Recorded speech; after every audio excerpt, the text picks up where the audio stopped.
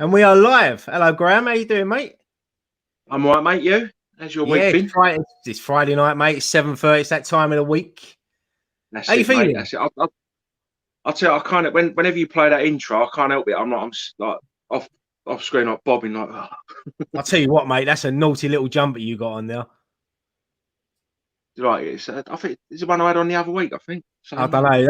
That's for the ladies. That's for the ladies. We treat Friday night jumper. Friday night jumper. Starting a thing. Yeah, I hope everyone's well in the chat. As you can see, it's only me and Graham tonight. We're three down. Dan, Scott, and Graham. Yeah. Nicky. Did I say Nicky? Dan, Scott. Yeah, that's it. I've only worked with them for 5 years. But yeah. What are we gonna do? Just the two of us? I don't know. I've rung in a couple of guests, because it is Friday, and we're in lockdown. I know some of these people at home, so they can't get away with it. But I'm going to bring the first one in. I'm going to bring the first one in. He's a regular on West Ham Fan TV. I've seen over the last few weeks, I've seen a lot of people say, get him on, get him on, get him on. So I thought, you know what? Here we go. I'm going to get him on. So let's welcome the one and only Marshy. How you doing, mate? Yeah, evening, boys. Nice to be a part of this. How you, boys? Yeah, not bad, mate. Thanks for coming on. No, thank you so much for joining us, mate. No, I look forward to it. Appreciate it. How you been? Doing well in lockdown? Yeah, not bad, mate. Yeah, luckily enough, still working through. So I've not known any different, really. I mean, sticking to the guidelines and health and safety procedures and all the rest of it. So yeah, I hope everyone else is doing as well as they can. It's a tough time, isn't it? So we've got to try and take the positives out of it. We're all good, thank you, mate. And West Ham are doing well, so it makes it even better, doesn't it? Exactly, without a doubt. We're not used to that, are we? So we've got to get, got to enjoy that one. Enjoy it while it lasts. But exactly. Marshy, a little question for you. During lockdown, have you seen the channel My Hammers 11? I have, mate. Yeah. Yeah. Have you done one? I have. Yeah, I have. Yeah, I've done one as well. I think Nicky's done one. I think Dan's done one. I think Scott's done one. I'm due to do one. Graham. I am due to do one, mate. Not yet, but I am due to do one. I'm very much looking forward to Graham's. Yeah, that'll be. Yeah, I'm looking forward to him. But I think Graham, you should do to explain to my next guest, Russ. How you doing, mate? Hello. Loan deal, one match loan deal. On 11 to West Ham fans. How are we doing, guys? We all right? Yeah, not bad, mate. Honoured to have you on. You just heard me there having a little go at Graham because he hasn't done his 1 to 11 yet, mate. No, it's funny because he says he's got to wait for his computer, but surely it's exactly the same thing that we're doing now. So I mean, if I can do it on my phone like this, I will. Of course you can. I just don't know what the quality will be like. We'll do that. But no, it's good to have you on. Good to have you on. What we're going to do tonight, we're going to talk a little bit about everything, really. We're going to talk about the main topics. First one I'm going to start with in a minute is we ain't doing negative stuff on this show. Well, most of us do. But obviously the news with Antonio today, massive blow. Massive blow. Who's to blame? You can blame Moyes, you can blame the doctors, you can blame Antonio himself, because players do actually sometimes tell, yeah, I'm fit. But Marshy, I see you on Twitter earlier tweeting about it. What's your thoughts? Yeah, listen, right, I completely agree with you. I think everyone's got to take their own sort of cut of the blame. I think Moyes obviously would and should have known, the severity maybe of the injury prior to him recovering and whatever. And I think Antonio as well should be maybe suggesting that although he's hungry to play and he's been sort of phenomenal for us, led the line very well, and for a right winger that's not a natural striker, he's been doing very well. But I think there's a situation that you've got to really maybe. I'm not sure how well it will go down in the fan base with the supporters, but maybe you've got to turn around and say, listen, I'm not quite fully there, and I'd rather be at a situation that I am fully fit and you can get the best out of me, and my performances are going to be complete. But then I think Moyes as well is the idea that he's rushed him back. I've seen a lot of people talking about it, making it common knowledge, which at the start I wasn't aware of it, so I clocked onto it pretty late. But yeah, listen, like everyone, I think it's definitely a gutting thing. But then it's down to Haller now to maybe give as good as what he's got. He's done the Ivory Coast bit now. He's got a debut goal there.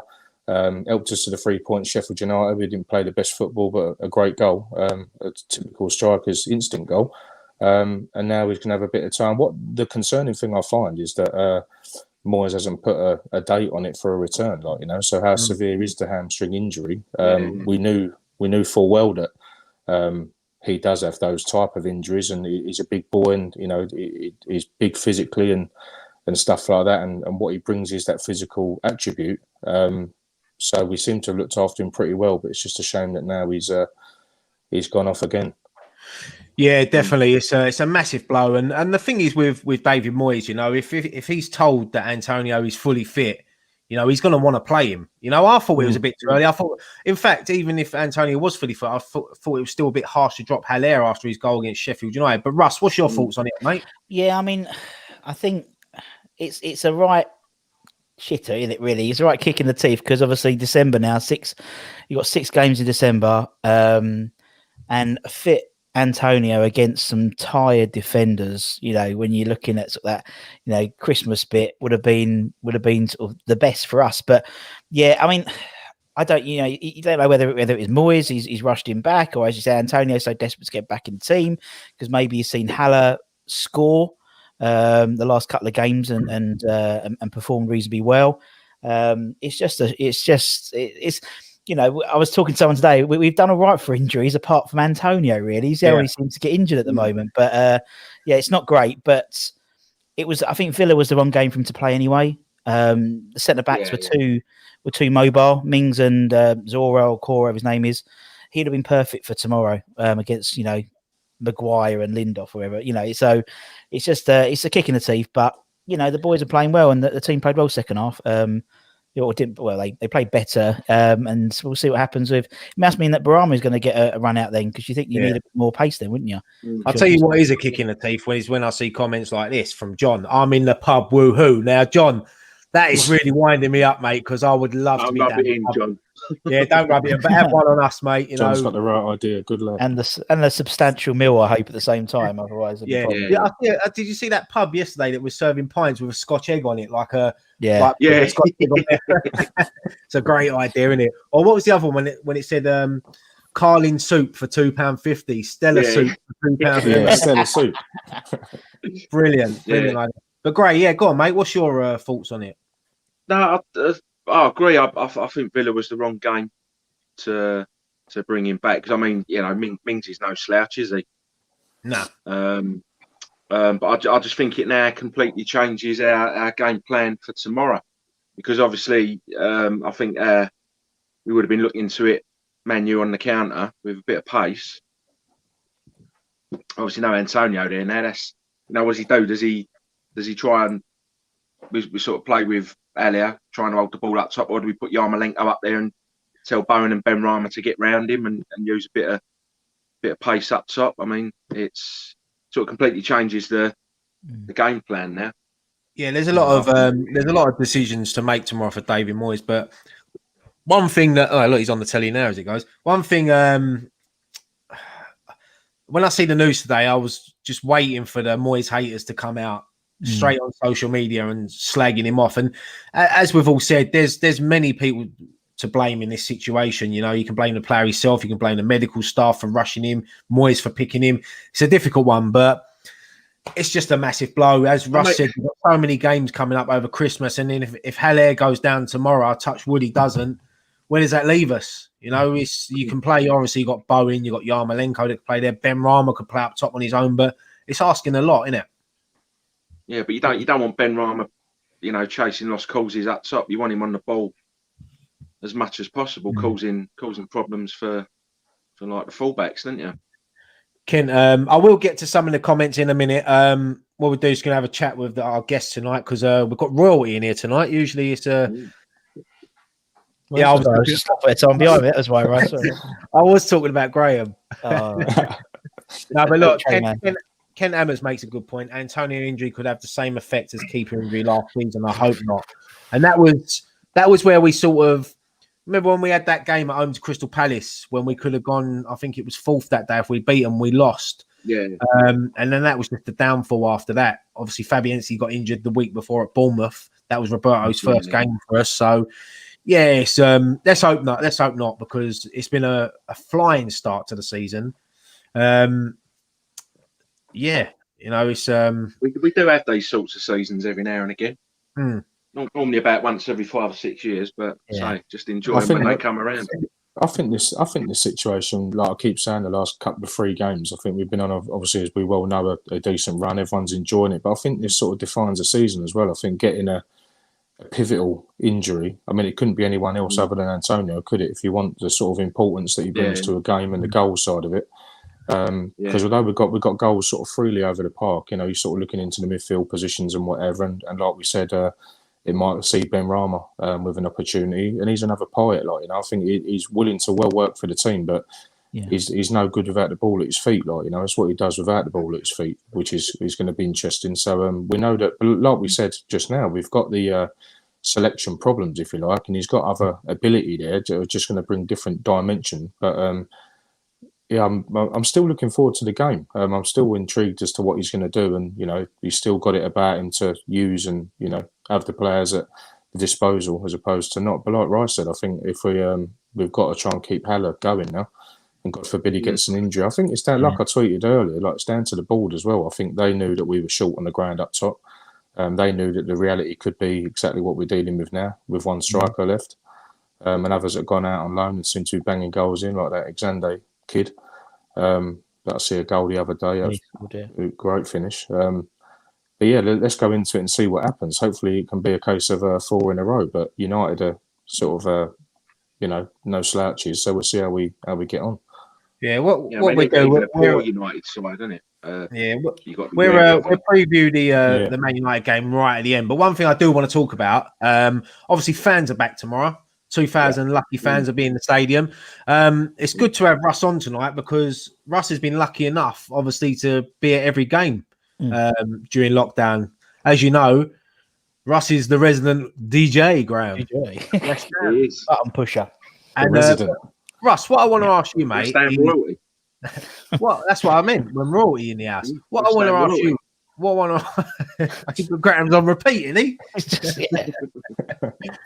Told me 2 times.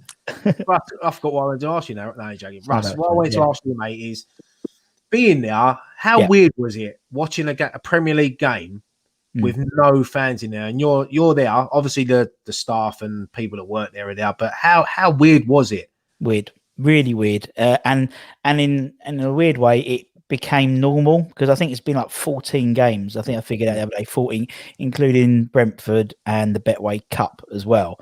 And it is weird. It is weird that you walk in and it's weird that I get home in 20 minutes from Stratford to Hornchurch. It's weird that I park literally outside the stadium. None of that's happening now. I've got to get the train with everyone else. Fucking hell, what's going on now? But, I know everyone else. Oh God, make sure. Well, you're going to be like a pub landlord at closing time, and you're going to be going around going, "Get out! Get out. Everyone out! Get your glasses, please." Yeah, you've had enough. We've all had a drink. It's going to be nice though, because it's weird. It's like you open the door and all you can hear is nothing apart from the journalists just typing on their computer and just chatting to one another, and it's really strange. You can obviously hear everything that's being said on the pitch. And there's no feedback, it's like, even if you got a few, even when we had the under 23 games there, where there's 300 people or whatever, at least there's some sort of cheering, when someone scores a goal. It's like nothing, I think the best cheer we've heard is when Villa scored the equaliser last year. Just because that was their point they needed, weren't it? I could hear all their directors cheering, and obviously we scored straight afterwards, which was great. But it's weird. I can't wait to get some fans back in. 2,000 is a start, isn't it? It's going to be weird, but it's a start. So yeah, as we said on last week's show, it's baby steps towards hopefully getting that full capacity back one day soon. But Marshy, was you lucky in the ballot, mate, for a ticket? No, I must admit, mate, I've seen a few people that have been, but I've only renewed on a 30% ride, to be honest. So I was never in the ballot. I must admit, each to their own and whatever, but I must admit, not that it's good to get too comfortable watching it on the telly, but I think if you gave me an opportunity to go tomorrow, I don't think I'd normally snap your arm off, but I don't think I would, for the strict reason of just the lack of support. Listen, it's great that we're getting bodies back in there, and long may that continue and build up to somewhere towards full capacity.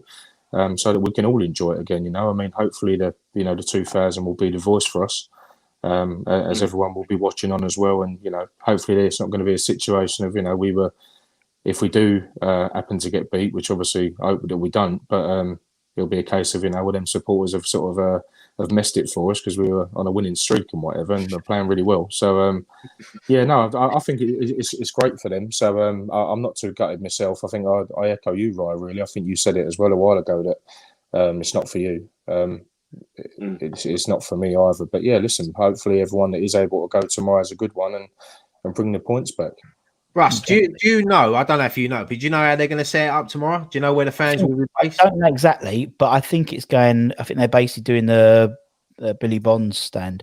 Right, so I suppose because of the telly, that's the telly. So I think they're going to do the lower. I think it's the lower tier, I believe. I don't know, but I think that's what's happening. I don't know because at the end of the day, you've got with every Premier League, definitely every Premier League game, you have different tiers. So you've got you've got zones, you've got red zone, amber zone, and green zone. So green zone is basically pretty much outside the ground.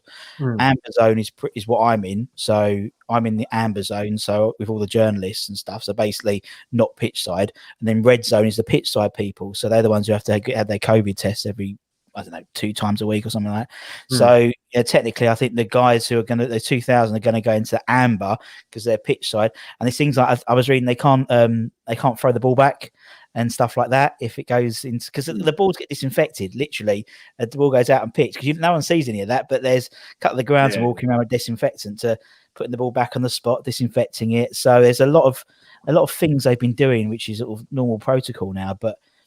Look, it's a start, and I mean, not just for us, but you look at guys like I don't know Orient and people like that who can get a decent crowd in. That's the difference it's going to make for them. I think they could probably have done it without the Premier League teams just because of the sheer volume of the stadiums, and it looks a bit silly, but is each their own, isn't it? So it's some people are clucking to get back, aren't they? Some people are actually clucking to get back. So good luck to them if they got a ticket, and if they didn't want to, then they could. Opt out, couldn't they? The ballot. So hopefully the benefits the lower division teams more.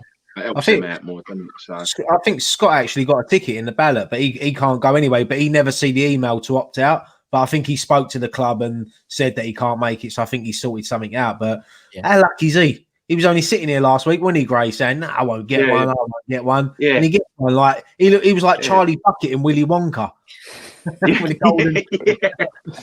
How many was there? How many was there in the ballot? Was it like 25,000, 30,000 or something as well? Something like that. Yeah, it was something ridiculous. It wasn't ridiculous, but it was like some percentage. Sean put it on Darren Hugh, didn't he? He was like he put down the percentages. I can't remember what it was, but it was quite small. And obviously, there's been a few mistakes. I know one of them. One kid's got one, but his dad ain't got it, so and his kid's 12. So things like that, but. He can't, it is the luck of the draw, isn't it? And so it's as long as people put things back and look, it is what it is, isn't it? We can't do much about it. So. Luck of the draw. What do we make of the FA Cup draw? Hang on, before you say that, Gray, Matt Powell's saying I need to introduce Pat to Marshy and Russ. You love but positive Pat. This is positive Pat. Positive Pat. So when we get negative on this channel, Pat comes on for 10 minutes. Yeah. She fucking loves it. She's a naughty little treacle, she is. Graham loves her. Graham loves her. Positive Pat. He tried to kiss me once.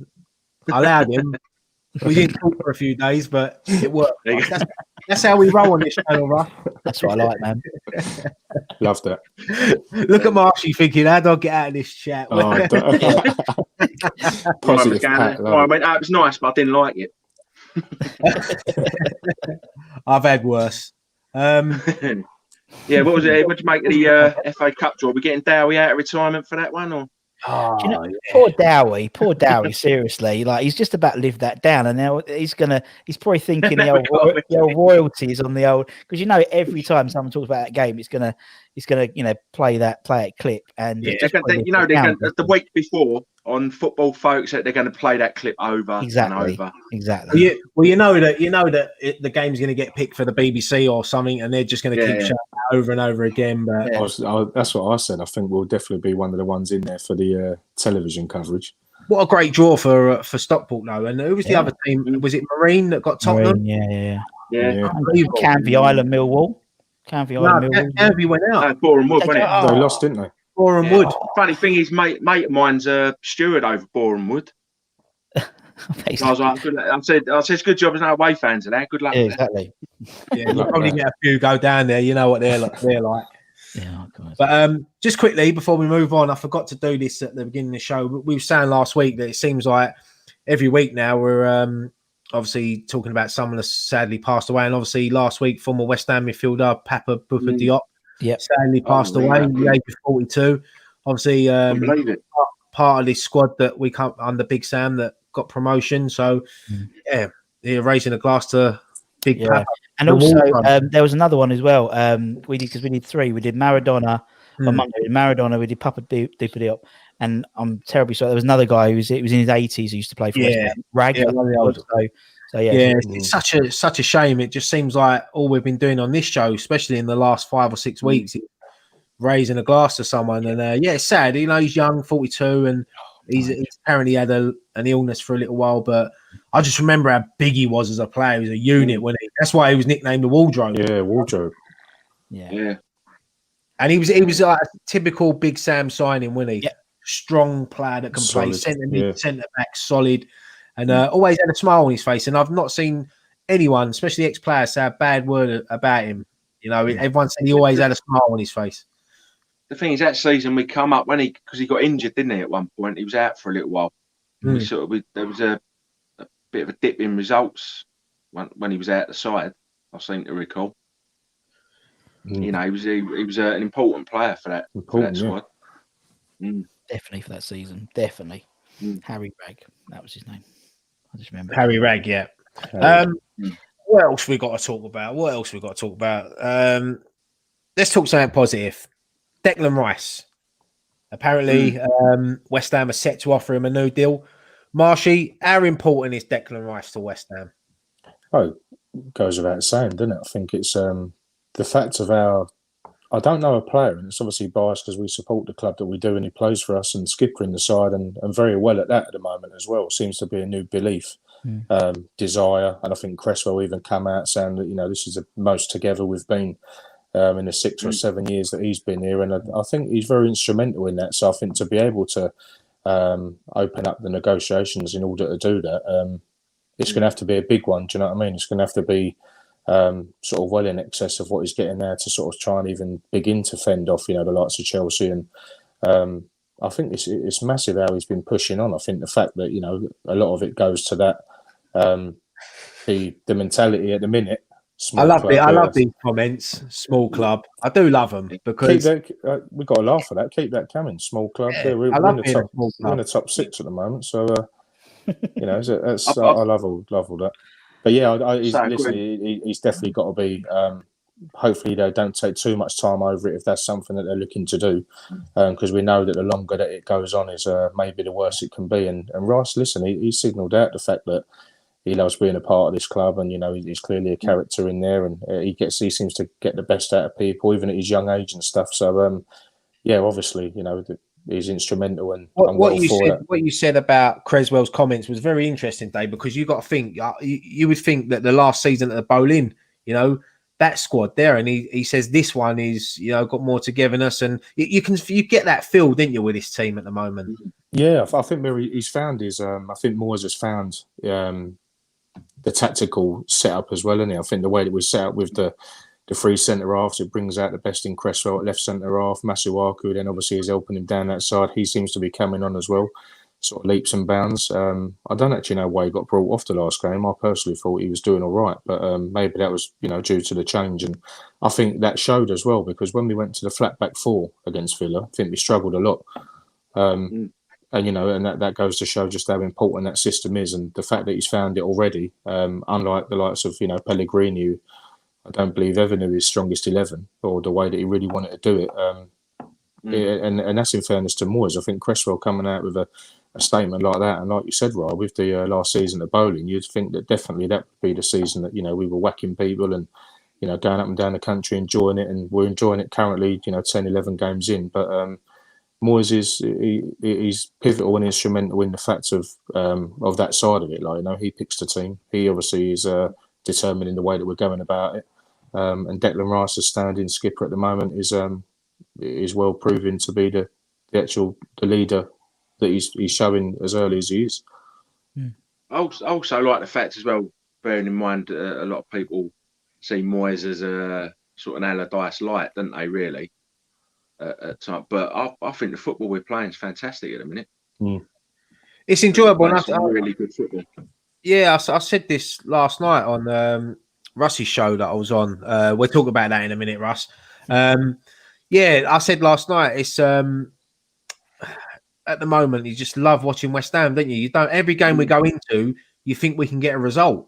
You know, and it's even when we're 1-0 down, you still think looking at this team, we can get back into it. And I think when you got a player like someone like Thomas Souček is someone we've been missing for a long time. A player like him, box to box, he wins headers. Even when he has a quiet game like he did against Villa, he still gets vital blocks in, and that allows players like Declan Rice to express himself and go forward a bit more. And that's why we were saying as well last night that players like Ben Rama, I'd like to see him get a start because, as Marshy said earlier, he's not the sort of player that's going to track back and tackle, but that's why you have players like Souček and Rice on the pitch to do that for you. Yeah, so it allows the others to get forward and do their thing, doesn't it? I think they said that, didn't they, as well? I think Souček said the role that he plays within the team and the way that he's used to playing where he has been and for his country as well suggests that Rice is able to basically, for want of a better word, have a free role, you know, sort of protect the back four. But at the same time, able to press, and you see some of the chances that we're creating are from Rice, and some of the chances we're missing is actually him getting involved with that. So it's nice to see him sort of new lease of life, you know, more attacking side as well, as opposed to the. But I think the way that we go forward and the way that we go back as well, the fact that we're like a complete unit.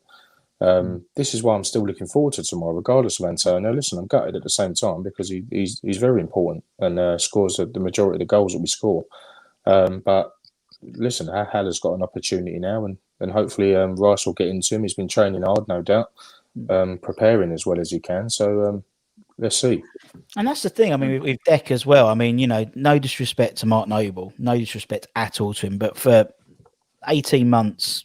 Deck, or at least a season, I think Deck was he was playing two people's roles, really. You know, I think Mark, you know, he's a fantastic sir. I'm not slagging off at all, but it was almost like Deck was covering a bit for Mark, and now with Souček there, I mean, this season there's no surprise he's kicked on.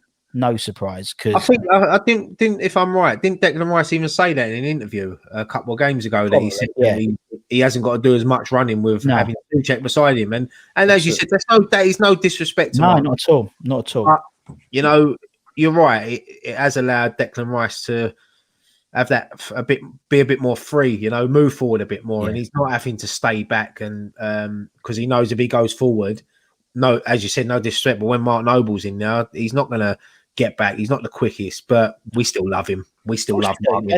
And they seem to have a good understanding. You know, how many times how many times he creep into the box just when Aaron Cresswell's crossing it in, you know, and, you know, they've got a really good understanding. Everyone talks about Antonio, but I'm worried I'm going to say it. I'm not going to say it, but. Don't say it. Don't say it. I'm not going to say it.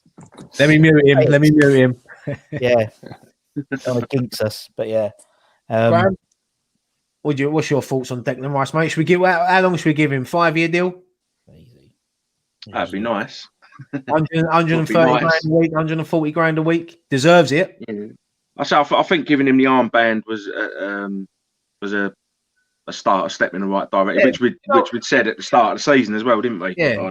I love about it as well. Even when Noble come on with 5 minutes ago, Declan Rice give him the armband. And the thing is, people were saying, "Oh, why should Rice do that?" Because it's respect. You know, Declan Rice, Noble is still captain, and Declan Rice knows that. And listen, Noble knows he's going to hand that armband down to him one day. You know, Noble will probably be on the coaching staff or something. Noble's going to retire. And I've said it loads of times before. I think a lot of people won't appreciate Mark Noble until he's actually retired. I think he'll be a fantastic coach as well. He's doing it now, isn't he? He's doing it now. Yeah, I think the fact he's been doing a bit, isn't he, with the with some of the younger development teams and that. Yep. They definitely need to look after him. I think he's still got a role to play in the season as well, Noble. I think, there are going to be games where I'm sure that he's going to be used as a sort of an experienced substitute to shore the games up, or maybe to sit tight and hold on to a lead, maybe like the Villa one, which is maybe why he come on. Just like last week, he done it, didn't he? Paul Noble, just to shore it up a bit, win the ball, keep it in the corner. I must admit, I did knock it when Noble come on and Rice give the armband over. I completely agree with what you're saying about the level of respect and listen, no doubt about it, Noble deserves that. But I think there was another game, maybe was it the Sheffield United game or the game before that at home? I think Noble came on and he didn't hand it over. I don't know whether it's just not able to do that as easily maybe as the Villa opportunity. But yeah, listen, he's still got a massive part to play, and he's going to be a club legend, and I just hope they look after him to the best of their ability, really. Yeah. Well, like I say, he's a club legend, isn't he? He's been a fantastic servant for the club. And I think a bit about Declan Rice. I mean, he's played, was it over 100 games for us already? He's 21, 22, however old he is, and there was no sort of worry at all about him being the captain. It was just the assumption that he's getting, and the guy's like 22, or 21, 22, whatever, and everyone assumes he's going to be the captain. You've got like it's massive. Exactly, you've got Balbuena, you've got Fabianski, you've got some really experienced ones, but that's how mature he is for his age, and he's just, I think he's a fantastic. I can't think, honestly. Someone spoke to me the other day and said, "Can you think of a better player in form who plays his position?" And I can't think of anyone. Really in the Premier League at all. He's so unique as a player. That's why we have to go all out. 5 year, 140, 150, whatever. Just 100%. Because he's worth his weight in gold. He definitely is. This is why I love this show, because we do get some random questions. I've got one here for Graham. Go on. Graham, it's from Don. Do you remember Mr. Workmaster at St. Bonaventure's? I certainly do, yes. I certainly do. This is how we roll, Russ, We're talking about Declan Rice, and then someone wants to know about... He was my maths teacher. Was he a good teacher? He was all right. I see him. We was out one night. This was when we was at sixth form. We was of drinking age, so we weren't underage drinking. Let's throw that out there. We was up Fifth Avenue, and I see him he was just slumped at the bar like that. Like my old maths teacher. What was your maths like, Gray? Any good? Me English was better. I remember once I had a right. I did okay. I had a right horrible maths teacher in my school, and I weren't good at maths.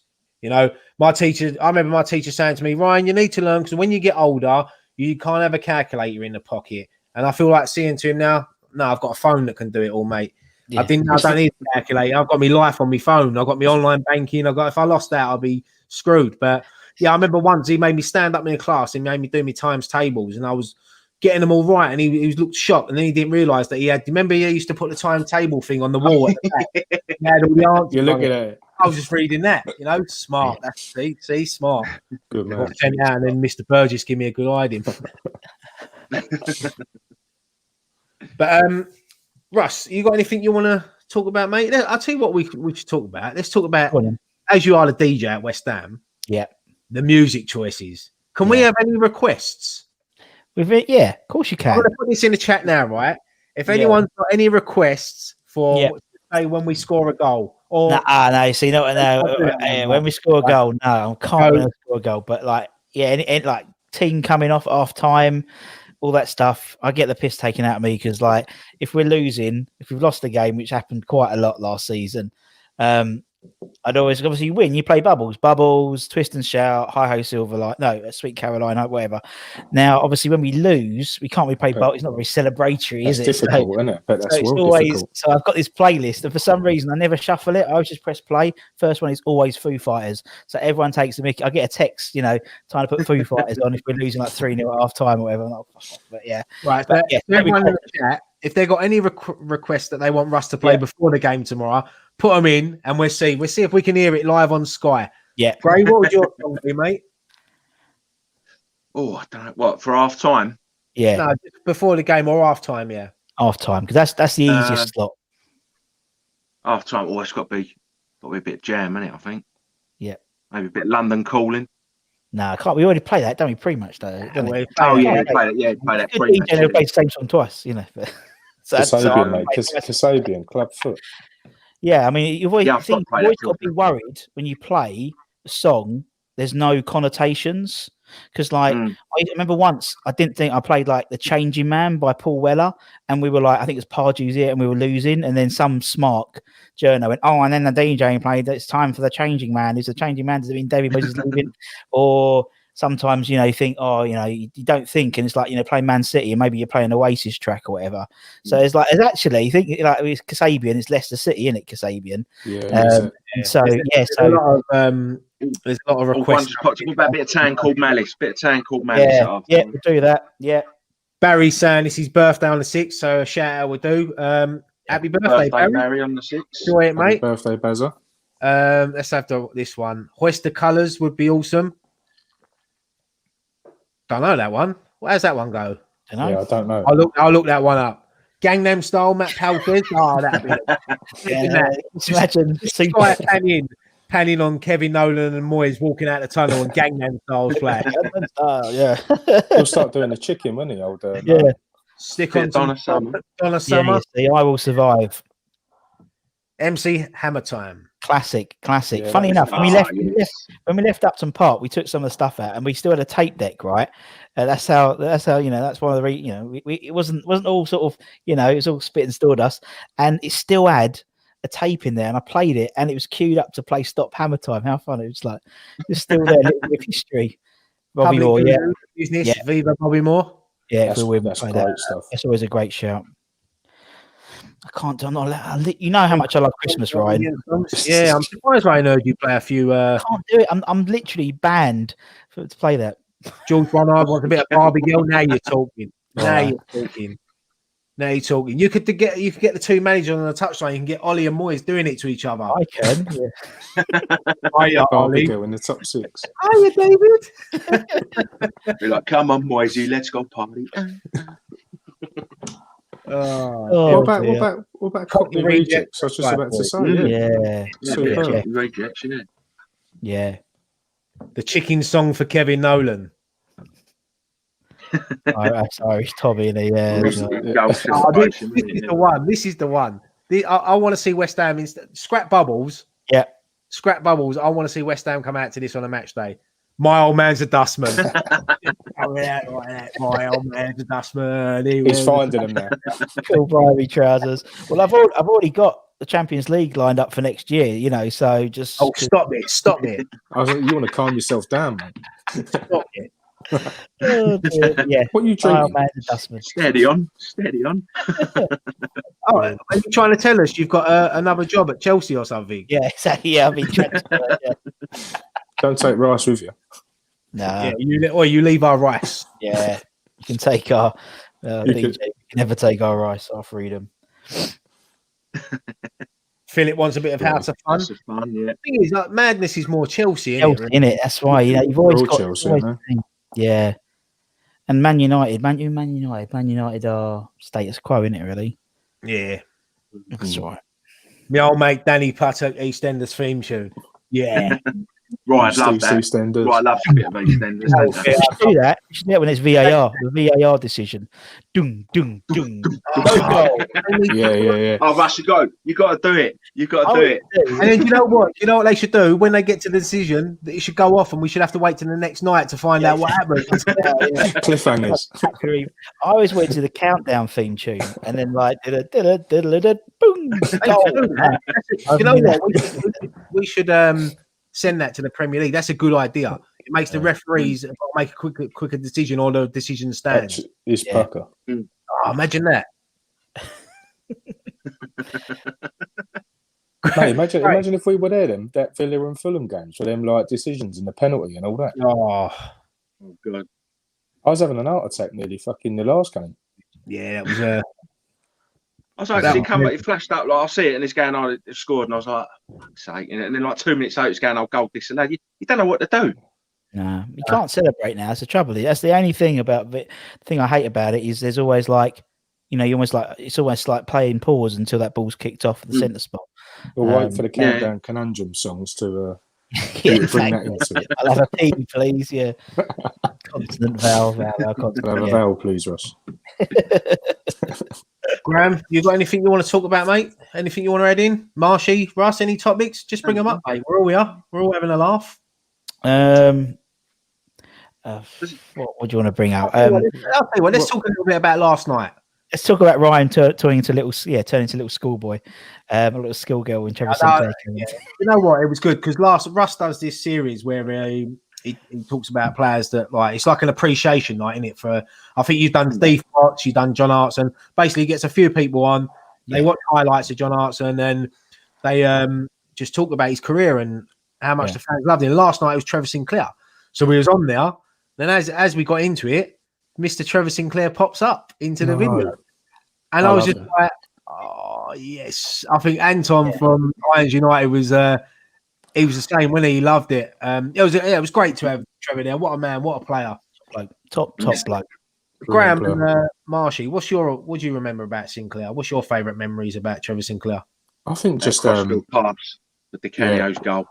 Yeah, exactly. I think that the home goal against Everton, the home goal against Tottenham. I think that era that he was playing, we had a lot of special players. You know what I mean? But I think Sinclair was just like outrageously good. I think we'd always find him on the right there. Not worried to beat players, track him back.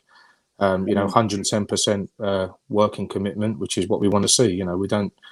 We're not gifted with the world's best players, obviously, and we don't win. We're not destined for success silverware wise, but some of the players. I mean, I did look back at. I think the game was on the other night on the Sky Sports Classics. We drew 4-4 at Charlton, and 2002 free season, and Kitson got the hat-trick and that, and Sinclair sort of cut one back for him then. And I think when you look at players in that sort of era when he was playing, I think he was the first on the team sheet. As long as he was fit, he was there and sort of guiding us to the Redknapp getting the best out of him as well, which was always good. He's definitely one of my top 3 players. Top. I mean, it's like when everyone says about the Di Canio goal, everyone forgets his pass. It was it couldn't have put it any better. It was perfect. Tell Graham the little story about the Di Canio goal. Oh, right. If anyone wants to listen to it, Ian Foyer, the former West Ham reserve goalkeeper, we had him on the show a few Sunday, I think, and he takes full credit for the Di Canio goal because apparently, Di Canio made him. He was doing it in training, like this sort of double kick thing, and he weren't getting it, and so he made Ian, and I think he's some youth team kid, literally stay out training that weekend, that Friday, for about 2 hours, just lobbing him, pinging him. And when he did it, the camera pans off him. It stops, but apparently he then runs up to Ian Foyer and points and goes, "That's for you," and they have a hug. But I don't believe him. But Sinclair was just top bloke. He was kind enough to say, I dropped him a note and said, "Look, we're doing this show about your career. Johnny couldn't make it. I think Johnny was doing the Wales game, was commentating. So he sent a little video off his own back. I said, look, could you send a little video? Because it's nice because we can introduce it.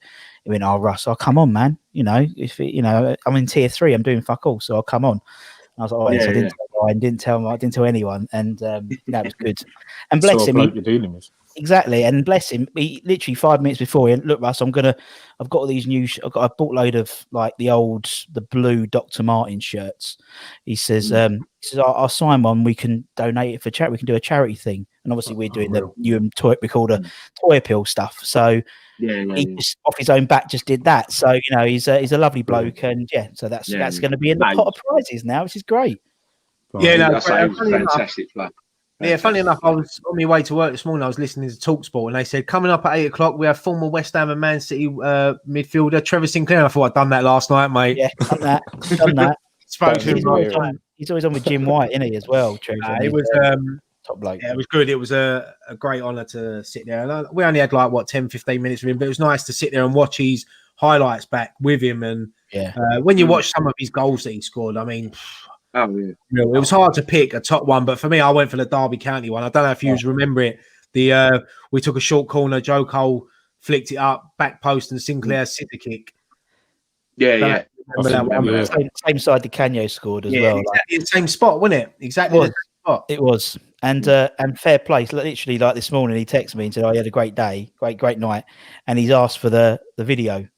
His highlights reel. So I've said he's only like he's probably going to put it on loop in his house and show his boys because he's got like his kid plays for Blackpool under 16s and top guy and he's going to be on and Trev's on one of the game shows that are on when we do this live stream thing. He's on that as well. So he gives a lot of and he's proper West Ham. He gives his time, doesn't he? Sounds like he does. Yeah. And they all do. To be fair, they're just obviously busy at the moment. But he's top guy, Trev.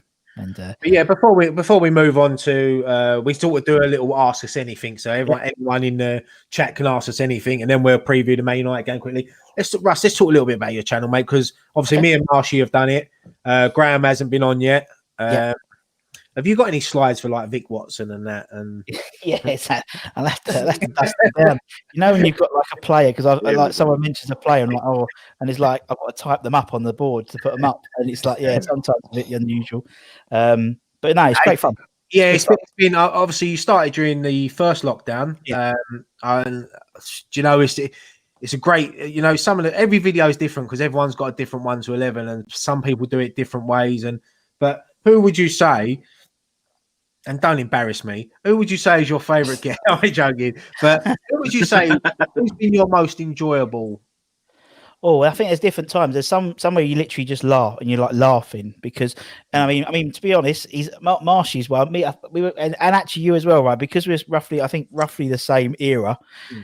A lot of the players I like interviewing people that I was in my era as well, but obviously we interview kids and obviously the kids are really good, like little Jake. We've had little Jake on and bless him, he hasn't been tarnished. He's only 13, so he hasn't been downtrodden like Graham has, for example, more experienced fan. He's still got the optimism.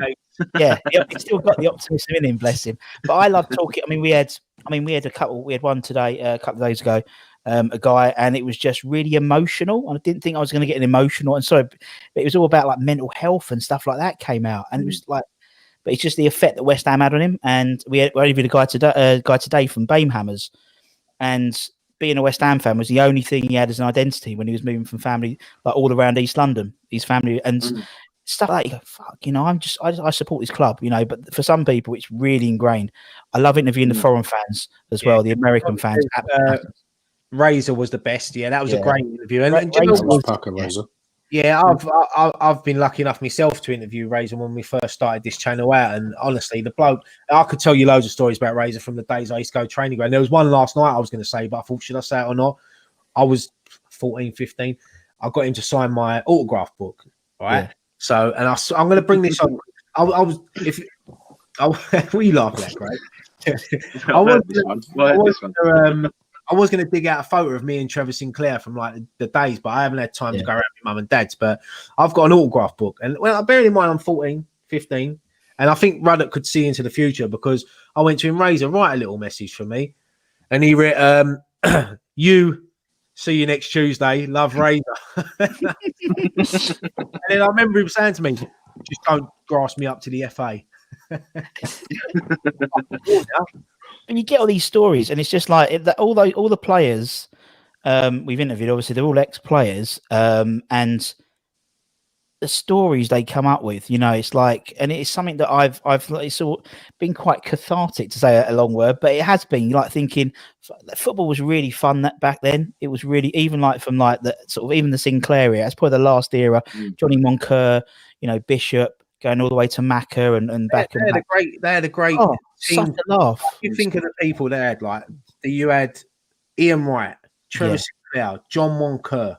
You had Johnny Artson, who I remember when I interviewed, I thought he was like, well, Razor Ruddock used to tell me a story about John Artson that was, shall I say it? No, I'll let you watch the interview because it's a bit nice. He used to basically say when they used to go out on nights out that John used to do a little party trick. So yeah, I'll watch the interview if you want to see it. It was great, but they had so much good team spirit at that time, and Harry Redknapp was a big part of that because I know there's a lot of West Ham fans that don't like Harry Redknapp. I'll always have a lot of respect for Harry Redknapp because I remember as a kid us going to the training ground. He'd always invite us in. He used to love the fans coming down there, and Frank Lampard Senior as well was exactly the same. They loved having the fans there because they grew up at West Ham themselves, and it was just a great era, and it was my favourite era supporting West Ham. You know, the last season of the Bowling was amazing, but that 98, 99 and 99, 2000 season was for me the best time. Well, the story about, you know, when they used to have like Christmas parties, you know, their Christmas parties. And I mean, Razor tells a story when he got banned from Romford Town Centre because of a Christmas party. Because I think it was Steve Lomas was the one who threw the thing at the police car, but he never actually said Steve Lomas. I'm pretty sure it was Steve. And he got a 2-mile exclusion zone from Romford, which I'm sure Trevor Sinclair was involved in that as well. He was. Right. He couldn't go to Chadwell. He couldn't do Chadwell Heath because Chadwell Heath is in 2 miles from Romford Town Centre, so he couldn't train.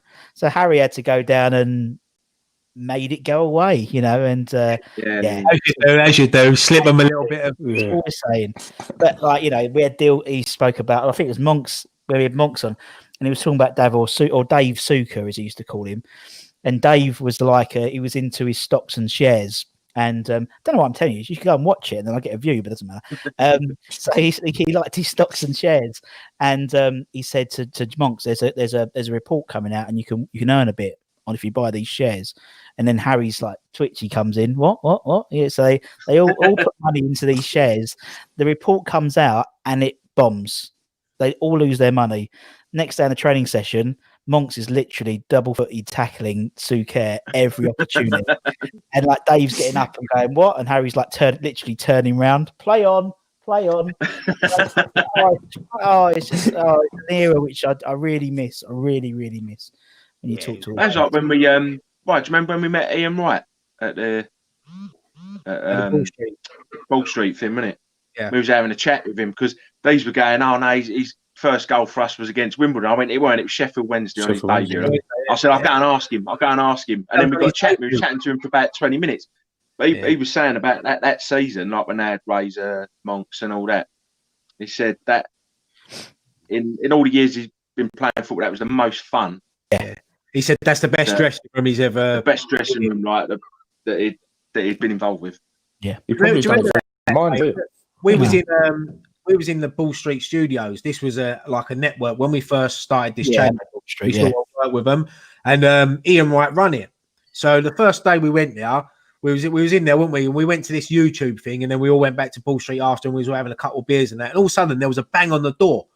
All of a sudden they opened these 2 doors, and Ian Wright drove in on a Harley. And I thought to myself, am I dreaming this or what? And he just got off and he just grabbed a slice of pizza and it was like normal. And I was like, I fucking love it. But that's good fun. That was a good night. Is there anyone that you haven't had on your channel yet who's your dream interview that you haven't had on yet? Player please don't say Graham. Right, no, player wise, obviously I'd love Paolo on there. I'd love him. Oh, that'd be a great one. That would go off. Yeah.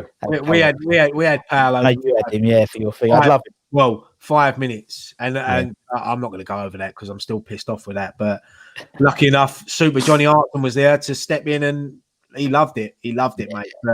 Paolo, it wasn't Paolo's fault, by the way. It was his team around him that were being a bit arsey. Yeah, and that's the thing. I think when you get to a certain level, but you know, it's like it seems that when you go to guys who are in the media, so people like Rio and stuff like that, then obviously there's a lot more hoops to go through. Literally, I could DM message Anton and get him on the show because they're a bit more. Maybe not now because now Anton did the BBC thing and stuff like that, and you know agents get involved and stuff. But as you know, I mean, we haven't had to pay for a single interview at all. Everyone's been given their time for free, and as we said last night, mate. That's how it should be. You shouldn't have to pay to get an ex-player on. I don't agree with that. Go on. When you interviewed Arts, it was only supposed to be like 15, 20 minutes. It went on like 45, 50 minutes. It was comfortable and he was just chatting. And that was a really good interview. I heard a lot of things about Frank Lampard Sr., right? That he didn't like talking about West Ham and not talking about West Ham, but didn't like doing things with West Ham channels because obviously what's gone on over the past few years. And I know someone that knows him. They messaged him for me and said, look, I've got these boys here, want to come down, do an interview. Would you do it? He said, yeah, fine. So we went down his pub in Wanstead. Honestly, he was one of the nicest people I've ever met. loves the club, loves West Ham. Yeah. And do you know, because I'll tell you what, it was because at the beginning he asked me, he pulled me to one side. He said, "Oh, can I have a word?" So he pulled me to one side, and I was like, he said, "Look, what are you going to ask me?" I said, "Look, one thing, Frank, I'm not here to make you look silly, not here to ask you stupid questions. I'm here to talk about your career. I think," and I said to him, "I think you're a legend at West Ham, and you don't get the credit you deserve." Totally. And he said, "All right." I said, "Look, I do want to talk a little bit about Frank Lampard Jr. You're right with that." And he said, "Not really." I said, "All right, that's fine. We can leave that out." So as the interview's going on, I could see he was enjoying it. He was getting a bit more comfortable. And I thought, you know what? I'm just going to slip it in about Frank Lampard. And I mentioned it, and he spoke freely about Frank Lampard Jr. And he told it. He said, "Look, Frank laughs at it now." He said he made mistakes. He was young. He said people booing him. It was hard for us as a family. He grew up supporting West Ham. People don't realise that Frank Lampard Jr. is a West Ham fan. He might not be that much now, but he still, you know, he grew up loving the club. And that was for me one of my favourite moments doing this channel, sitting down with a true legend of West Ham. It's good that you managed to do that as well, because like, you know, you actually get an opportunity to ask him a few things, and like you say, like, it gets a bit more comfortable. You slip a few things in. Someone said to us, Marshy, they went, "How much did he charge you?" I said, "Nothing. In fact, he bought us drinks." Said, That's spot on. It's true. I mean, you know, as we said, and it's like when you're comfortable. We had Anton on, and we deliberately didn't talk to him about his brother, so I thought he'd be sick about talking about his brother, and he came out of it all himself. And then you look like a really good interviewer, and he's oh yeah, and it's living in Rio Shadow is really tough. Okay, let's talk about that a bit more. You know, you said it, but no, it's good fun. I love it. I've always said that I'm not an experienced person. Like, it ain't my job interviewing people. But when you interview people that you know, like, and not know personally, but you grew up watching and idolizing and things like that, and it's people like Frank Lampard Sr., never see him play, but you know about them. I think it's easier to do interviews like that. Like, if someone said to me, "Go and interview, I don't know, Lewis Hamilton," I'd be like, "All right, you drive a car, mate. What's your favorite car?" But with a football player that you've grown up, you can ask them so many questions, and it's what you enjoy though as well, isn't it? Yeah, it is. And I mean, like I say, I've been lucky enough to interview a few players who I grew up watching, and that, you know, like Phil Parks, Stuart Slate, got to interview Tony Cottee, and you just, in the end, you're just talking to them like it's just a natural conversation, isn't it? And it just flows. We've always had the thing on our channel, Russ, is that when we interview ex-players, like I used to do all the interviews, but I always said when it comes to players like Cottee, who I loved, Cottee, for me, he was the first player I ever see score live. Yeah. But he was more Graham's era. So I wanted Graham to have the opportunity to sit down and talk to him, and sit down and talk to Phil Parks. And it's like Nicky, Di Canio's his favourite player.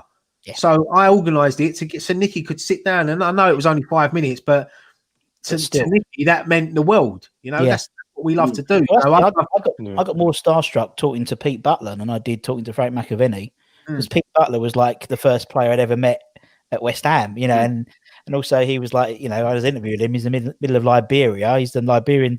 He's in George Weah's complex in Liberia. You know, and it's like, what? You know, it's just it's bizarre. But yeah, it's and you're right, Gray. They literally everyone I talk to, you know, even like people like Rio Koku, who think people find a bit spiky at times. They all been so down to earth. I mean, you've probably asked the same questions a million times, but they make you seem like you're there, mate, down the pub, and no, it's great fun. But I mean, it was the same when I got to meet. I mean, I never saw him play because I was literally a baby when he was at the club. But I had seen like videos. But I got to meet and sort of speak and interview Kevin Locke. Yeah, you know, what a absolute gentleman. You know, I was talking to him for ages. Well, in the end, we weren't even talking about football because he grew up around near where my mother-in-law lives, and all that. We were just talking about the area and where we used to play football, and it wasn't even about West Ham. We were just talking about everything. You know, it's great. It was a real pleasure to meet him. What about you, Marshy? If you could sit down and interview one West Ham player and talk to him, who would it be, mate? I think like you said about Nicky, I think Di Canio for me will always be godlike. You know, I think the memories of him will sort of live on forever. But I like the sort of the John Moncurs and that, you know, like we said earlier. I think for me, I think obviously when I used to play back in the day, centre midfield, sort of like engine room, and I think my first memories were, you know, sort of under lights and especially at home. I've done a lot of the aways as well. I was there for a lot of the first goals, players scored for the club and that. But I just always remember Moncur, straight in with a tackle, a bit like Noble now, let them know that you're there, never shy away. You need them sort of players. And I actually met him after, I think we were interviewing, and I just finished with you boys after the game. I can't remember what game it was now. It might have even been Man United at home or something. And then Lomas and Moncur. Yeah, that was when we lost 3-2 at home to Spurs. Of course it was, yeah. And they come walking out, down the covered way a bit, and they stopped to cut the photos, asked a couple of questions, and Lomas was blinding as well. But yeah, Moncur, I'd love to just sit down and just see how he used to prepare for games. And I'm sure, like you boys, with all the stories that he used to have, I could sit forever listening just to stories of I did it with Russ as well, doing the West Ham 11, and we got into other, and it's brilliant. So yeah, if I had the chance, I think Moncur would be definitely up there. It's funny when we interviewed Mox, he had this sort of like he could, because obviously he's found God, he's a little bit calmed down. He was obviously playing golf. That's the one thing I've discovered is they all actually do play golf all the time. I thought it was like someone took the piss. They are always playing golf, and you can see when we were talking about some of the stories, this little glint went in his eye. Like the old John Moncur's back, and then he just like, I'll tell you this one story when I did this, and I ran naked and did this other story. And it's like literally like verbal. This one time at band camp, like verbal diarrhea came out. I think if I could interview someone tomorrow, I think it'd have to be Dimitri Payet and just say why. Why did you break our hearts? You had everything at West Ham. You had the world at your feet, Payet. But yeah, no, it's a great channel, mate, and I've enjoyed watching the videos during lockdown, especially the first part of lockdown, because it was tough during the first part because you couldn't go out, you couldn't do anything. So no, it's great, and it's nice to have you on, and it's good that you have us on your channel as well. And I think it was Ken Hammers put a comment up a little while ago. I was going to flick it up, but I missed it. It was he said it's nice to see all the West Ham YouTubers coming together during lockdown and working on each other's channels and getting involved, because there's always this thing about people's there's egos on with channels and things like that, but it's not like we don't. People think that we don't like certain channels. It's nothing like that. Like I get on well most of them. I get on well. There's some people that don't like me, but that's just life. Yeah, I mean you can't like everyone. You don't like everyone. I understand. I'm not everyone's cup of tea, but fuck them. Gray. It's true. It's like tonight I've messaged you and Marshy, and you've both been happy to come on. It's a Friday night, and you're giving up your Friday night, so that's good. Thank you. Oh, pleasure. And we appreciate it very much. Well, it's just for you two talking on your own, wouldn't it? It's like trust me, me and Graham could make it out. We me and Ryan talking nonsense for an hour and a half. It's true. Everyone getting on, and it's like, as I said, we're all putting together for this new and Recorder Toy Appeal stuff, and the Iron supporting food banks, and it's all for charity. But it's true. We have sort of, it's great to see. It's great to see. I heard Ryan flush Gonzo's head down with his Pat Butcher's mask on. There's a few people I'd like to do that too. Gonzo ain't one of them. No. Yeah, so what we'll do now, if get your questions in, anyone in the chat, if you've got any questions for Russ, for Marshy, for Graham, send them in and we'll answer anything you want. Anything. Well, for Russ, he has to be very careful because he does work. Caveat, yeah. Everything else. What'd you make on quickly while we're on about the club? What'd you make of Chatmate getting the job? Brilliant. Brilliant. It's a good addition. Yeah, I think it's great. I think it's really good. I think it's brilliant. I think it's really good for him. I've had him on. He's been on the channel. He's a great guy. I know he contributes, comes on and gives you either for beers and stuff. He's a lovely bloke. His dad's lovely, and it's great to see. I mean, he has grafted. Not just like through West Ham, but he's been at YouTube for 10 years. He's got the Spotify deal. His podcasts are brilliant. He's a lovely bloke. He's such a nice guy, and obviously been fortunate enough to sort of to be him on the show. He come on the show, and we're trying to see if we can do something else together. But no, he's great, and I think it's going to be good. I think it's something which they should have done a long time ago, to be honest. This sort of like pre-match thing, particularly for the foreign fans, because albeit it's on Sky tomorrow, so people are going to probably watch Sky rather than the YouTube channel. for a lot of the foreign play, and if you're watching it on a stream, there's nothing pre-match, half-time, there's no adverts or anything. It just stops, doesn't it? It starts again. So they can whack onto the YouTube channel or the Facebook and watch it. And I think it's going to be really good. I like the inside eye and stuff. Chris is great. Yeah. He's a great presenter as well. I've worked with Chris for a few years now. Cole is such a likeable character, isn't he? Yeah. He is. I don't know, sometimes I think to myself, is he playing that sort of dopey role? But then I've met him a few times and he does come across that way. But he's such a top bloke, Cole, and he has time for the fans. That's why we can all admit he wasn't the greatest player, but fans love him because he had a connection with the fans and he's a brilliant mate. But I've got a question here coming for Marshy, Garino 1971. Question for Marshy: in all your post-match interviews, was there ever a time you really held back from saying what you think? I think that sometimes, I think, but by the time, obviously, I let other guys have a go on the West Ham TV, I think by then I've calmed down a bit. But I think that Wigan away game, I lost it completely. I think it was, we played all the young kids. We lost 2-0 in the cup, and I think, the Reece Oxford thing and going about it completely the wrong way. It's supposed to be representatives for me personally, of the Premier League. And if you're that, then you need to be, showing a bit of daylight, between the sides, and we didn't do that. But I just like to give just an overall perspective. I don't necessarily like to. It takes a lot, I think, to really sort of get me rifled up. It takes a lot to be able to sort of come on and knowingly that a lot of people are going to tune in and watch it. It's not necessarily the way that you want to give yourself over to other people. You don't want to paint a picture of someone that you're not. So I just like to keep it sort of as constructive as I possibly can. Really. If I did have to lose it, I know with the boys that I could do. So, and it wouldn't mean anything different. The time to take to interview me, and which is great, and everyone should get involved with that. But no, I've not really had any real occasions. I think, like I say, when it gets round to me, I think I listen into a lot of the other guys and what they're saying, and the questions that Ryan and Nicky and the boys and Graham are asking, and I know that it's going to be not too sort of dissimilar to me. And as I say, I think Nicky calls me the voice, the voice of reason for the channel when they're being interviewed. And that's, that probably does live up to that expectation. I just like to keep it sort of level-headed and try and see more positives out of it. Unless we've really been utter shit, then that's a bit different. But I mean, you like to try and find the positives and hopefully they outweigh the negative. Just a quick question. I don't remember being slapped. I don't think I've seen you lose your rag. I don't ever remember seeing Marcy lose his rag. No. Just a quick one for Russ. And be totally honest with you, mate. Yeah. We won't take no offence.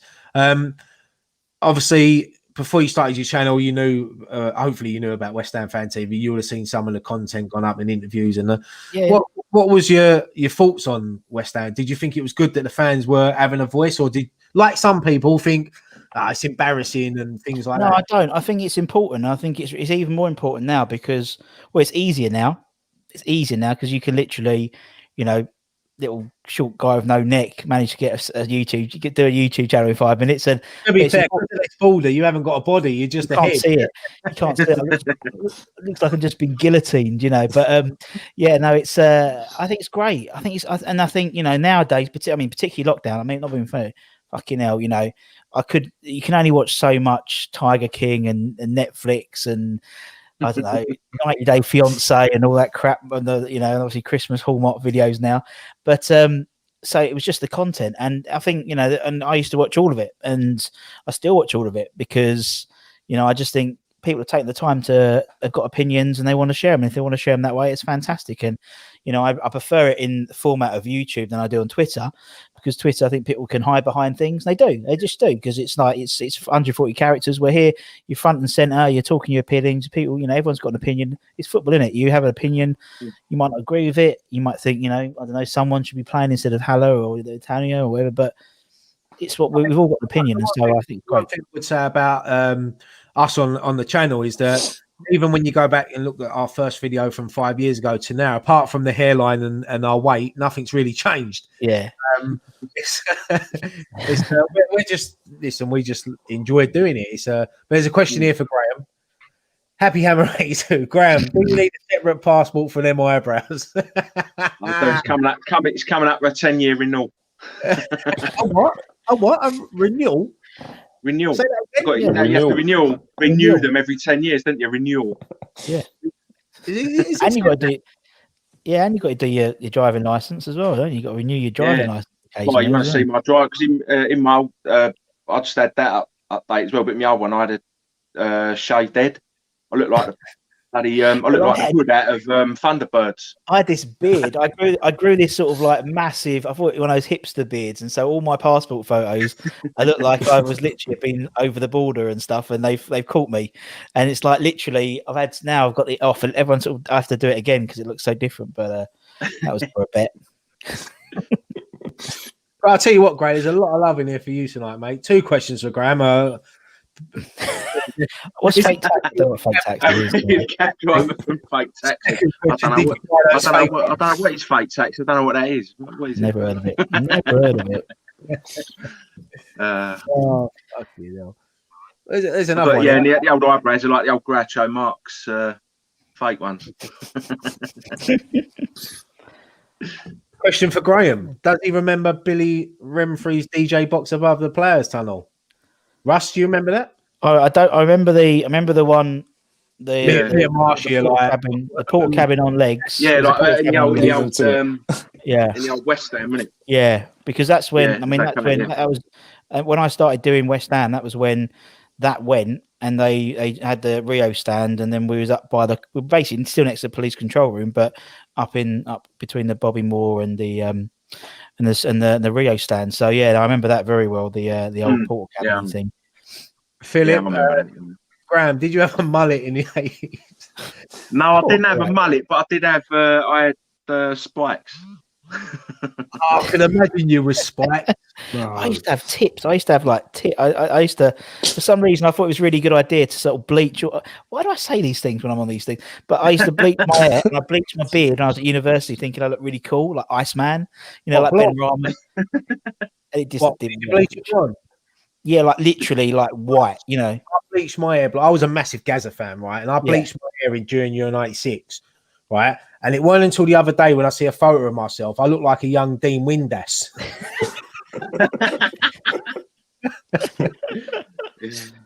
Yeah, look, Ken Hammers. I had some shocking haircuts. All West Ham YouTube channels are helping many people over this lockdown. Thanks, lads. No, definitely.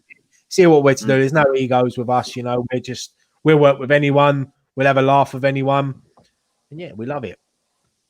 Nick, he's saying, I like West Ham fan TV more than Arsenal fan TV. It's not very biased like Arsenal fan TV is. That's true. But we do. I've got a lot of time for Robbie. Great bloke. Yeah. Lovely bloke. Definitely. Should we start with 5 or 4 at the back? And should Ben Rama start against United? I suppose, we can sort of lead into a little Man United preview now with that. I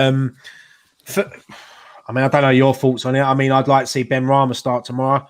I'd like to see a straight swap for Fornells. Straight swap for Fornells. Heller up top, obviously, because of Antonio. And just keep with the same formation. Because I think United are there for the taking tomorrow. Look, they've got some great players that can damage us. But so have we. And we ain't even mentioned him yet, but Jarrod Bowen. I think these are the sort of games why he signed for West Ham, to do it against the big boys. And I know people say, Man United are still one of the biggest clubs in the world. They're a massive club. They're on a downfall at the moment. But who would have thought we'd be saying 5th place West Ham United would be taking on 9th place Manchester United, and we could go 3rd with tomorrow. Third. It's crazy. The thing is, he's had a couple. No. No, like we said earlier, I think it changes our game plan a little bit, losing Antonio. But I see, is Rashford injured for them? This is a good point. This is a good point. Which could change out, because it maybe. I know Martial's quite rapid, isn't he? But I think if they haven't got the pace of Rashford up top, maybe we can play a little bit of a higher line and press a bit further up. I don't know. Yeah, Phil Brown's made a great point here. You lose work rate without Fornells, and I do agree with that. Fornells for me sometimes is a frustrating player, but his work rate is, and he don't stop running, and so that's the decision. That's why Moyes gets paid that money to manage the team and make them decisions. I would just like to see Ben Rama get a start, because I think what he's done when he's come on in the last 2 games, he's got to get a start at some point. And why not chuck him in against the Man United at home. Makes you think though as well, doesn't it? What can he if he's doing that sort of thing coming off the bench and influencing the game straight away against Villa like that, scoring the winner for Bowen and that, what can he do like from the start off? I think I agree with what that fella said about Fornals. I think, but a lot of the time you find that he sort of half-hearted in the tackle, and a lot of it he does run about, and that's what you want, the work rate and that sort of commitment. But you find that a lot of it, if you actually watch it properly, it's just running aimlessly. And it ain't, like he ain't really doing, he's not instrumental in the game. Graham, check your messages, mate. Okay. I'll have to go in because I'm actually logged out of Facebook at the minute, so I'll have a look. I'll have a look on there. Russ to play the Champions League anthem after we win tomorrow. And Russ to be sacked after he played the Champions League. That's a good shout, though. Yeah.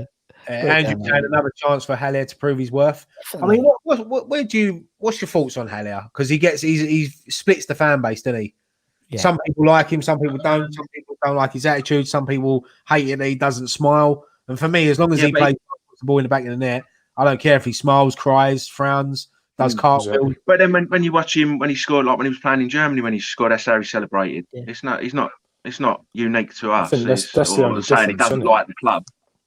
I think when he played in Frankfurt, I think that's the only difference, isn't it? He's used to having a man either side of him, sort of permanent feature in like a 4-3-3. But with us, you sort of got to look at the sort of wingers, if you like, to sort of track back and help out the wing backs a little bit, and then obviously bomb on forward to create his chances. But I think if he's one of them, I think on his own he's quite isolated, and you can see he gets quite annoyed and frustrated. But I think if we can play to his strength tomorrow, it'd be an ideal opportunity because United for a long while now not been able to defend. I know they're going to want a response from the PSG game, and they might look at us and think, well, we've got an opportunity here. But even with us, we've got to beat what's in front of us, and at the minute we're not playing that well and getting results. So let's see.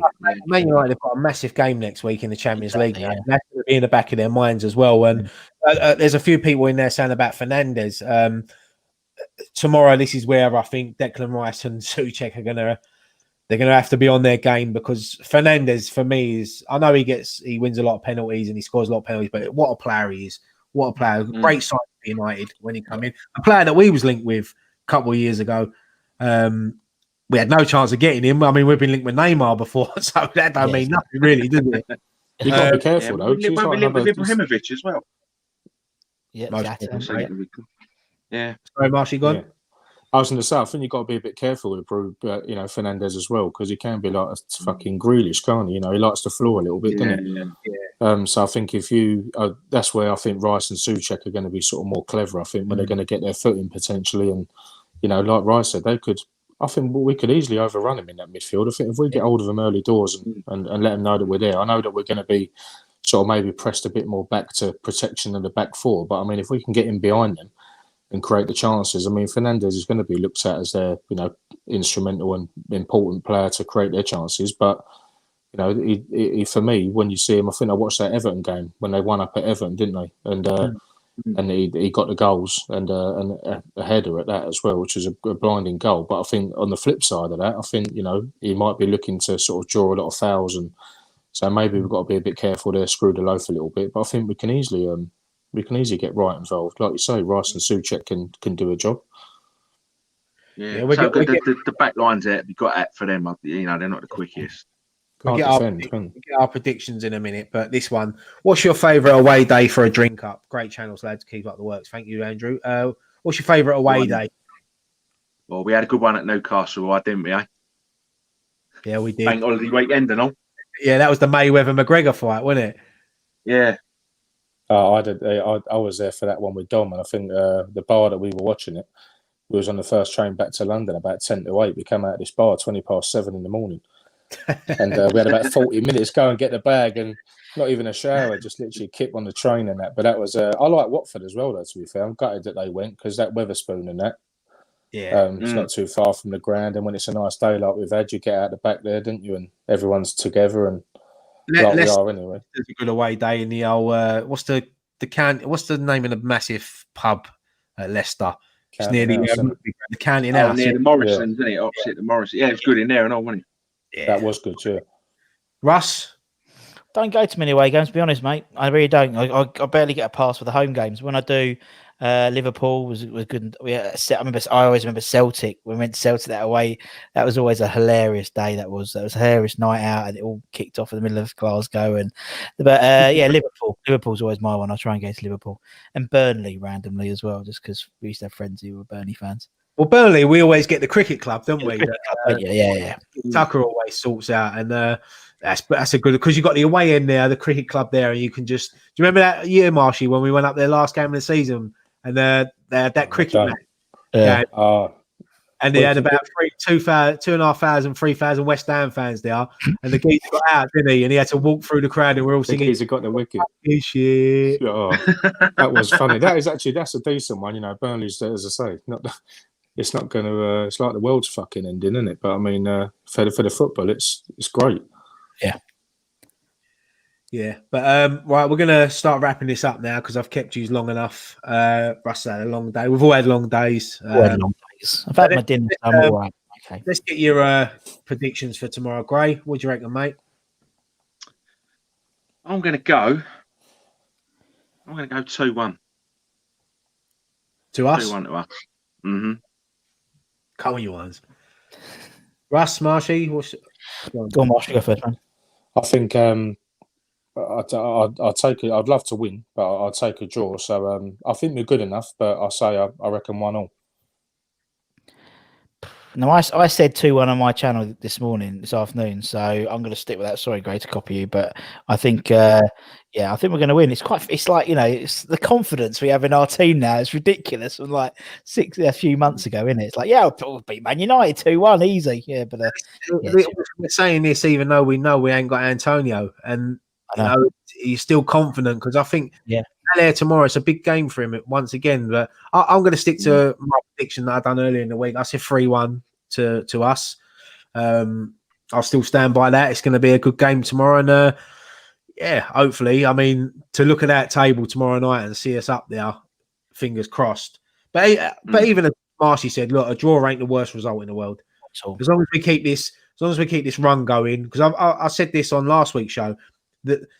You'll find out how good this team and squad is when we lose. It's how quick we bounce back. Because if you go 2 or 3 games, 4 games without a win, then the pressure. If you lose a game and then you pick up form again, that sets it for the season. And if we do that, we're going to finish in the top half, maybe even higher. That's what we've got. That's what we've got to aim for, isn't it? Realistically, anywhere, keep faith and keep track of the top 10, and that's a much better season than last season. That's all we can do for now, isn't it? Keep building on it. If we can pick our points up as early as possible, get safe as early as possible, get to that 40-point mark, and we're halfway there. It's just about enjoying it, isn't it? I mean, it'll be funny. Like we always like. We always know that bump in the road is going to happen. We know that speed bump, that losing 3-0 to Burnley. We know it's going to happen. We know, and that's what we're looking for already. Rather than the fact is, fuck it, we're playing well. We're playing ugly, as Marshall. We're playing ugly. We're winning. That very rarely happens in my lifetime at West Ham. We're playing. We've got a team and we've got a backroom staff that seem to be together. There seems to be a real camaraderie. Chris has said it's the best, as you said, right, the best team spirit he's seen since he's been there, and just enjoy it for once. Yeah, we're not used to enjoying stuff, are we? We're always waiting for the next thing, or Antonio's injured. Oh, fuck it. People get injured, but we've got a good team and we've got a good backroom staff. That's the thing. They're the guys who are really doing it for us at the moment, the backroom staff. Because if they're not winning, they're winning it on the touchline against John Terry. Exactly. That's spot on, mate. But Graham, you got anything to add, mate, before we wrap up? No, I think we've covered everything, haven't we? Pretty much. I love for bed, mate. I love putting him on the spot. And I know he wants his dinner. Have you had your dinner tonight, Gray, or you got to go? You having it after? I haven't had it yet, no. See, this is why we're going to finish it a little bit earlier. But we'll finish it there. Listen, thank you to everyone in the chat. We love having you in. I hope you've enjoyed tonight. Obviously, Nicky, Scott and Dan not here tonight, so we've had 2 great guests. Russ from My Hammers 11, subscribe to his channel. Marshy, love him on our channel. If you see him, make sure you buy him a beer because he hasn't got his own YouTube channel, so I can't plug it. Buy him a beer. No. Can I close my channel if it means that I can get beers? Yeah, you can do that, mate. You're doing too good a job, mate. You're going to get the sack tomorrow when you get third, anyway. Yeah, it's not even play Champions League. Can we do, like when you was in school, when you used to do like work experience? Can I come and work with you for a day at West Ham? Oh, do you know? I've had people do it. I said, who's it? Stella at United wants to come, and I said, you could be my warm-up guy. You could just warm my finger, up to press the bubbles button. But yeah, nah. Me and Graham come and we sing the players out to a bit of Take That. We could just do a a cappella version. I remember once we had Dean Martin. Pardew had this great idea. He'd gone to see, and I know we were wrapping up, but he'd gone to see the Rat Pack live at the Soho Theatre, and he was always on. Me and Jem would always go and see him every game, and he'd ask us the same question: what music we were playing. And we'd always tell him, and he'd go, "Oh, he couldn't play some Rat Pack." Like, okay, all right, no, we're not playing Rat Pack. So he went and got the Dean Martin impersonator to come pitch side and sing Bubbles and sing the team out. And he didn't know the words to Bubbles. And so he had loads of ideas, Paz did. I've got whole stories for him when we get him on. But yeah, I know we're wrapping up, but I remember Pardew. He was one of the first managers, if I'm right, was the one that cut Bubbles and let the fans sing. I think that was the semi-final against Ipswich, wasn't it, in the playoffs? When that first time, he did. Yeah, we had that was the first time we did it. It was, I think it was the first lot, the first Ipswich game, which everyone spoke about, and then we had the hornpipe gallop, which used to. Yeah, I might remember that. The hornpipe gallop when they used to come out. No, every time I think of that night at Ipswich, I get goosebumps. Yeah. That's still That's still probably the greatest atmosphere, and I even put that over the last game at the Boleyn. Yeah. When Matty Everton hit that goal. Man says that all the time. Nicky he couldn't walk, and he was doing cartwheels when that goal went in. Was that the first semi-final, wasn't it, against Ipswich? I remember I played for Newham, like when we played for Newham United, we played there 2 nights after. Yeah, and we went up to the goal, and you could still see there was still the mark where they hit the post in the last minute on the post. Oh yeah, Darren Ben, wasn't it? Yeah, I remember that because you had Christian Daly came on the pitch. We gave him the mic, and he came on the pitch with a Braveheart type, they can't take our freedom, type sort of war cry. And then into Palace and Leeds, But didn't Pardew say something like, "Get your limos, get your suits, we're going to the final"? And I'm like, "All right, Pards, I can't afford a limo, mate. I'm like 19. I got a job. Get in the train. Get the coaches up with the rest of the But no, listen, thank you so much, Marshy and Russ, for joining us tonight. It's a pleasure. Hopefully we can get you back on again soon. I hope you've enjoyed it. Keep subscribing to the channel, everyone.